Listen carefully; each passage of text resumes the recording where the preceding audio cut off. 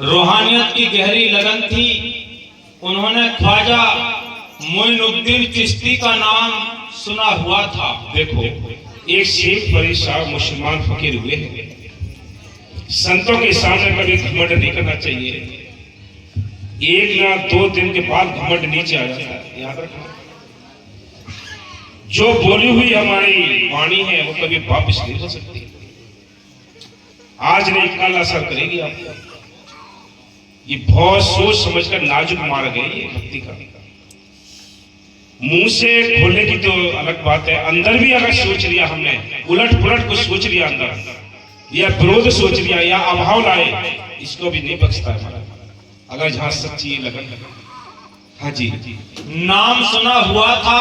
हाँ, जो राजस्थान के एक शहर अजमेर में रहते थे, उनसे दीक्षा लेने जब वे अजमेर पहुंचे तो देखा कि वे एक सूखे पेड़ का सहारा लेकर बैठे हैं। देखो, शेख फरीद साहब के लिए जब शौक चढ़ा था तो उन्होंने नाम सुना था कि भाई ये मुर्शिद हैं, ये संत हैं, इनकी तलाश करनी है मुझे, नाम सुन के ही।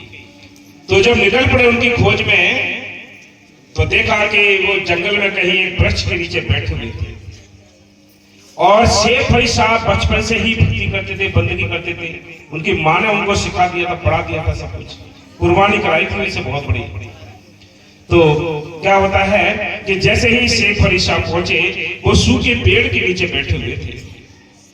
तुरंत एकदम अभाव आया शेख फरीद साहब के, करिए फकीर हैं तो सूखे पेड़ के नीचे क्यों बैठे हैं? सूखे पेड़ के नीचे क्यों बैठे हैं? तुरंत शेख फरीद साहब ने अपनी तवज्जो डाली और तुरंत वो पेड़ हरा हो गया।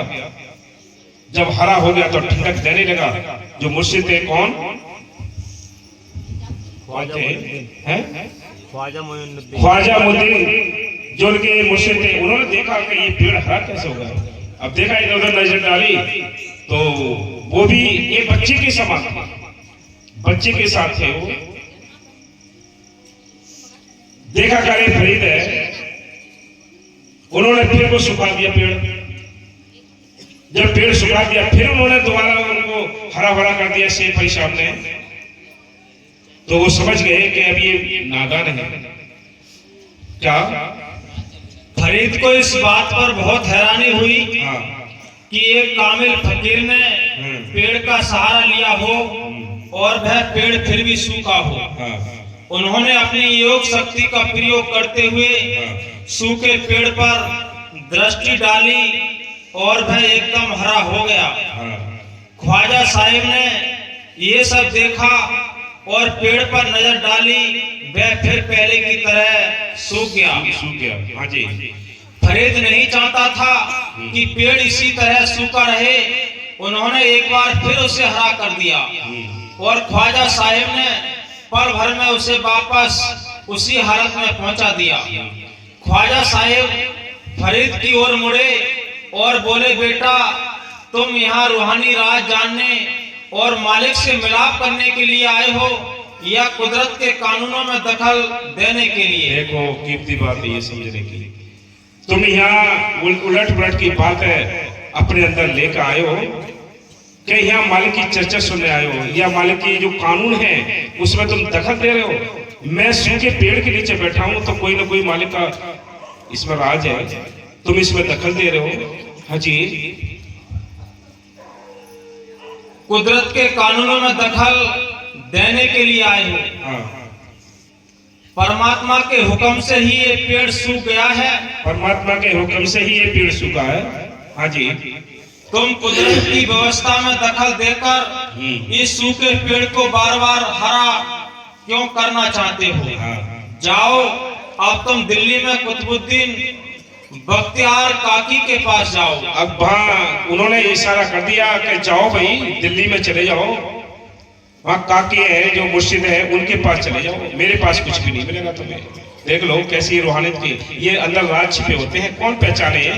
हाँ जी, वही तुम्हारे मन की हालत देखकर तुम पर बख्शीश करेंगे। हाँ, वही बख्शीश करेंगे तुम्हारी हालत देखकर। तुम्हारे अंदर इतनी शौक है, तुम्हारे अंदर इतनी मालिक से मिलने की चाह है वही आपको कलमा देंगे, वही नाम देंगे आपको। हाँ जी। हुक्म के अनुसार फरीद दिल्ली पहुंच गए। हाँ, दिल्ली पहुंच गए हैं। हाँ। वहां पहुंचकर क्या देखते हैं हाँ। कि कुतुबुद्दीन जो उस समय अभी बालक ही थे, कुतुबुद्दीन उस समय छोटे बच्चे थे, छोटे बच्चे थे। शेख अली साहब जब वहां गए, पहुंचे, किसी से पूछा भाई हमें उनसे मिलना है, तो कुतुबुद्दीन जो थे वो बच्चों में खेल रहे थे। देखो, बच्चों में खेल रहे थे वो।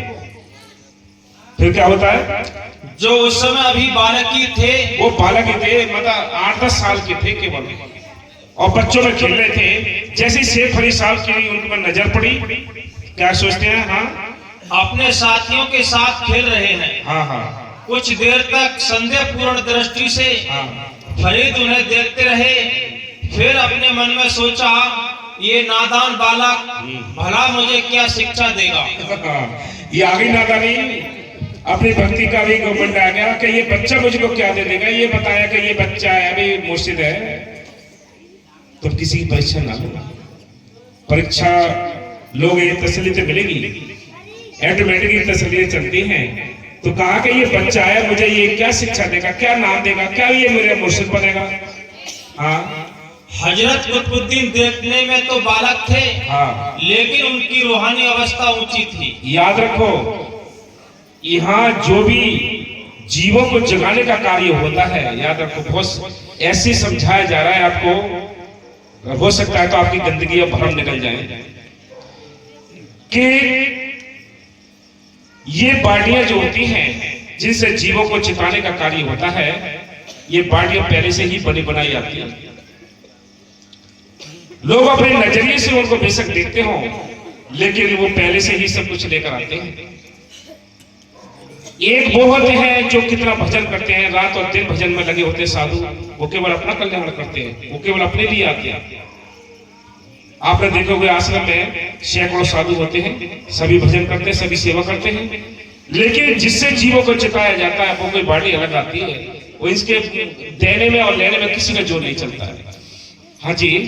खेल छोड़कर वे पास की कोठरी में गए। देखो सुनो, जब देखा शेख अली साहब ने कि ये बच्चा है, ये मुझे क्या ज्ञान देगा, वो भी उनको यानी मिले वहां, तो वैसे ही बच्चे की अवस्था में वो बच्चों में खेल रहे थे। लेकिन जब उन्होंने देखा कि ये शेख अली भ्रम में डूब रहा है, वो तुरंत पड़ोस में एक कोठरी थी, उस कोठरी में गए और तुरंत एक सफेद दाढ़ी, सफेद कपड़े पहनकर बाहर निकले। हाँ, क्या बोलो। और 1 मिनट बाद ही सफेद लंबी दाढ़ी वाले, 1 मिनट बाद ही सफेद दाढ़ी, सफेद कपड़े पहनकर बाहर आ गए। हाँ, बुजुर्ग के रूप में बाहर आ गए। हाँ, और कहने लगे, अब तो तुम्हारा मुर्शिद बनने के लिए मैं तैयार हूं। पूरा बुजुर्ग और समझदार दिखाई देता हूं। वो तो सोच रहे ये बालक क्या देगा मुझे। तब उन्होंने भाव समझकर और तुरंत बाहर आए। बाहर आके कोठरी में जाकर 1 मिनट के बाद तुरंत आकर शेख अली शेख के सामने खड़े हो गए। बोले, अब तो तुम्हारा मुर्शिद बनने के लायक हूं मैं, अब मैं पूरा बुजुर्ग हूं। तो बच्चे को, बूढ़े को कभी आंकना नहीं। तुम्हारी औकात नहीं है कि तुम किसी को जान सको। वो मालिक की रहमत कोई अलग होती है, उस बाड़ी नहीं, वो अलग उतर जाती है। हाँ जी। फरीद को अपनी अज्ञानता हाँ, और अहंकार का एहसास हो गया और शर्म से उनकी गर्दन झुक गई। बस बोल।